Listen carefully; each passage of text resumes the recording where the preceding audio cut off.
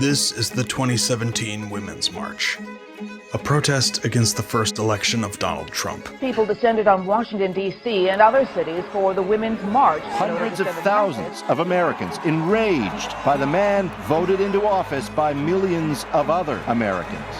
500,000 people descended on Washington, D.C. for the Women's March, and it featured prominent guests like Madonna, Gloria Steinem, and Kamala Harris. It was so massive that it overwhelmed DC's public transit system and crashed its cell phone network for nearly 8 hours. I know this because I'm a documentary filmmaker, a photographer, and I was there. An estimated 4.5 million people protested across the United States that day, and that was just the beginning. In the summer of 2020, the Black Lives Matter movement brought an estimated 26 million people to the streets, definitively making it the largest protest in American history. At the same time, Americans were showing up in record numbers to protest everything from COVID lockdowns to school closures to mask mandates. In 2024, college students across the country turned out to protest the war in Gaza.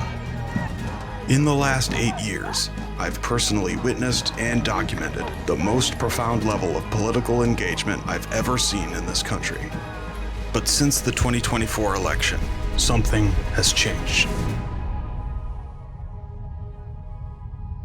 On January 18th, 2025, a collection of 20,000 to 40,000 activists from various progressive groups arrived in Washington, D.C. to protest the re-election of Donald Trump. They called it the People's March. There were no celebrities this time. There were a few minor clashes with counter-protesters.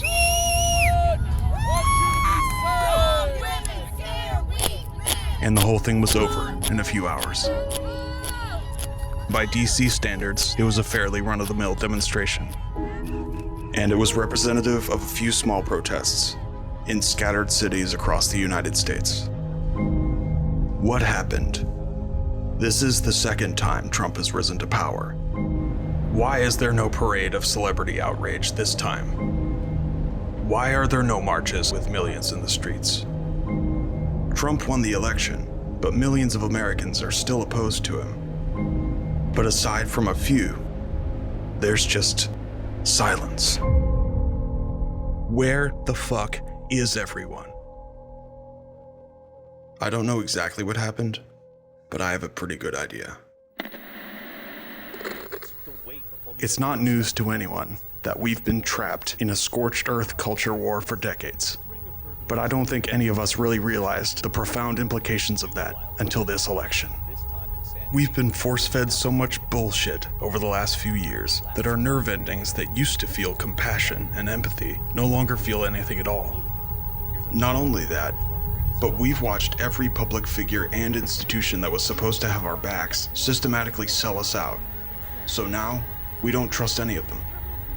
We don't even trust each other, which means we no longer see each other as neighbors and fellow Americans. We see each other as enemies. Some of us don't even see each other as human. And if we don't see each other as human, what's the point of trying to understand each other?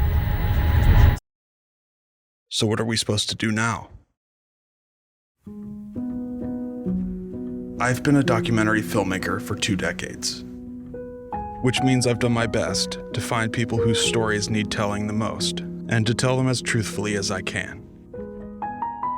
From a young age, I thought I was making the world a better place. But this job is useless if no one is listening. And sometimes, it really seems like no one is listening.